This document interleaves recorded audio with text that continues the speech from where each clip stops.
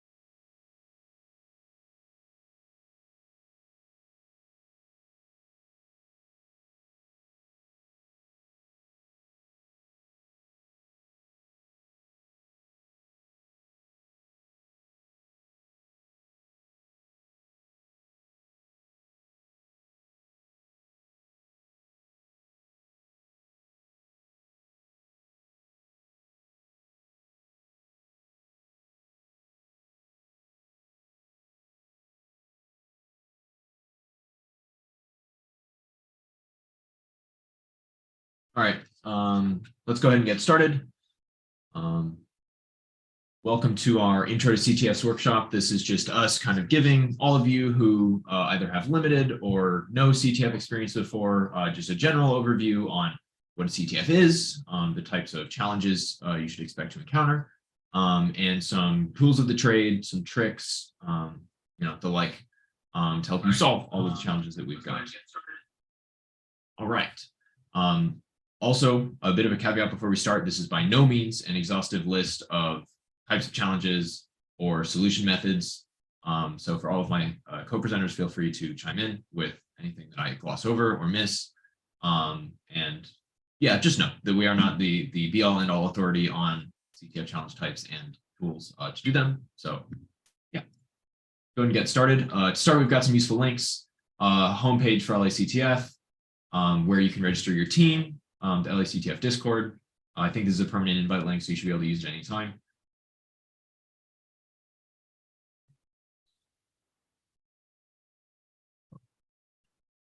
Is that still going, Michelle?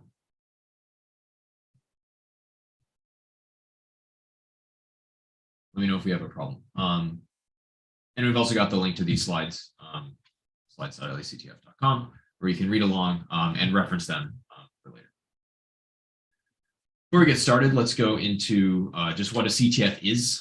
So CTF is a capture the flag event that is a competition aimed to give participants a chance to learn and develop skills in cybersecurity, and also to exercise them, to show up and show what you know, show what you are aware of in the field of cybersecurity, and how we can break things for fun. Most CTFs are team-based. You can work in a team or compete individually to win prizes.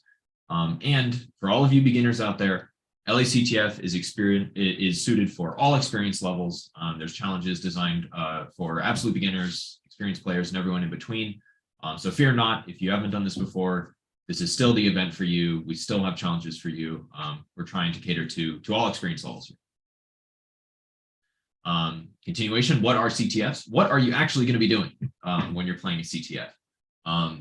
Capture the flag. Your goal is to find the flag, which is a string of characters kind of alphanumeric. Kind of, we got our example, you found me flag. And they can be hidden anywhere in whatever you get, be it a file, be it a website, be it a program. Generally speaking, finding them is going to involve identifying and exploiting some kind of vulnerability, some kind of, trick. And there's lots of different ways to break lots of different things. That's why you're here. Here's a list of challenge categories. We've got web exploitation, reverse engineering, binary exploitation, and pwn. Those three are very similar. Cryptography, OSINT for open source intelligence, file and memory forensics, and more. And we've also got our first resource of the slideshow here to help you on identifying challenge types. Unless we've got any questions, I can't see the YouTube live stream chat, but if someone else could chime in with anything there, feel free to go ahead. Cool. So now pretty much a lot of this slideshow from here on out is just a bunch of useful resources for different kinds of challenges and just some tricks from us. Having done a lot of these challenges before, we just put together a ton of resources for you guys for you to look at. And for that reason, the best thing you can do in terms of using this resource is to get your hands on the slides link. Someone could send out a chat, that would be cool. For anyone watching on Zoom and anyone on YouTube, I think we'll be able to put it there as well for you guys to look at. Starting off, we're looking at some web exploitation resources. So these are generally going to involve web links, HTTP, PHP, JavaScript, SQL, curl, all this stuff. Some common vulnerabilities are cross-site scripting and SQL injections. A lot of these challenges can be solved by kind of packet capture, looking at packets, all that. And here in our resources, we've got assorted resources on SQL detection, exploitation, pack payloads, the like. Moving on to reverse engineering. This one is more of taking a program, taking some kind of executable and reverse engineering its format and figuring out how it works and using that to break it in just the right way. So generally, you're going to be modifying the behavior of a file. You can look at the type of file it is with file name. That's on a Unix system. And we've got a bunch of resources here. GDB, GNU Project Debugger. It's huge. That's going to allow you to step through a program at the instruction level to catch bugs. And that's really good for reverse engineering. It can also help you look at current register values. You can look anywhere in memory. Huge. GDB, your best friend. Take a minute to learn it, but when you do, you'll be glad you did. We've got a bunch of resources on here, most of them for GDB. Poke around, you'll find something useful. Yeah. Moving on to binary exploitation and pwn. As I said, this is very similar to the reverse engineering. It's just going to depend on what you need to do to the program, to the executable, to find the flag. This one is kind of modifying the behavior of a program in unintended ways to find a flag, be that with a buffer overflow, be that with messing with stack smashing, anything like that. I got a bunch of resources here. Disassembling executables with object dump, instruction level debugging, again, another link to GDB, reverse engineering to source with Ghidra, some assembly references, and then kind of a note on that is you're going to want to look for kind of architecture specific resources and tools, depending on what the nature of the binary exploitation problem you're working on is. And then buffer overflow. Buffer overflow I mentioned, just a method of messing with the program and breaking it. Reverse engineering. Forensics, we've got, you get a file and you need to do something to it. You don't know where the flag is. You don't know how it could be hidden. This could be an image. This could be a piece of text. This could be any file, and oftentimes you're not going to know what kind of file it is. And so here we come back to file name, your best friend. You just run file, the file we gave you, and it'll give you a good idea of where to start. It'll tell you what kind of file it is if it's aware of it. We got a bunch of resources, PCAP files, that's Wireshark. That's also really useful for web challenges, disk images, image metadata with EXIF tool, file carving with binwalk, looking at memory dumps with volatility. There's lots of different ways to tackle these file challenges, and it's really going to vary depending on the file you get and the kind of challenge that the writer was going for. Some Linux tools. Linux has a lot of really useful tools for solving CTFs, and most of the command line tools that we've listed so far are Linux tools. And you can use those on either Windows subsystem for Linux, if you're a Windows user, or a virtual machine, if you want to get fancy. Mac users, no worries, you already got a terminal. You can run most of these Linux programs in there natively. And then we got a bunch of resources here. Basic Linux commands, tutorial for Linux, and then some bash scripting if you want to get really fancy and you need to start scripting up the Linux tools you're using. Moving on from there, we've got some useful resources for all categories. These resources are good for any challenge you come across. ACM Cyber, that's us. Cyber Academy past workshops are all uploaded on the UCLA ACM YouTube channel. If you look in the playlist, you'll find pretty much all of our workshops for the past 2 or 3 years. And there's lots of useful information on there. If you find a challenge type you're interested in or a challenge type that you're struggling with, check that out to see if there's anything useful from us. Again, determining challenge types. Here's another resource for determining what kind of challenge you're dealing with. CTF 101 for different forensics, crypto, challenge resources, crypto stenography. You guys can read the slides. You got this. There's a ton of resources, and I hope you're getting the sense at this point that if you don't have a resource for something, or you have a question that's not answered by us or by a resource that's here, it's out there and you can find it, and Google is your best friend. Some other tools. We've got a list of tools. These are some tools of the trade for CTF competitions as put together by a blogger. We've got Python. If you need to use Python for some cryptography challenges or anything, and then another list for security assessments. These are just lists of tools, and you can go as deep down the rabbit hole as you want. You can pick a tool and you can learn it for days and days and days. But there are lots of really good resources for getting up to speed quickly on these very complex tools.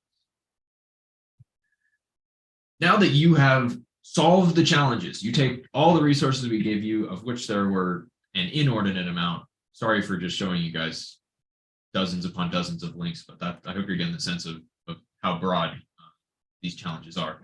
Once you've done that, you can make write-ups to document your process, or better for you beginners, look at write-ups. Write-ups are a phenomenal material to learn how a challenge was solved. What a write-up is essentially you take a challenge, you solve it, and then you write up, in human readable terms, how that challenge was solved. You document it. You document what you did. You could document what you tried, and then eventually, what worked and how you thought of that solution. We've got a bunch of prize money for people who want to produce write-ups for LACTF content to kind of encourage you all to do that.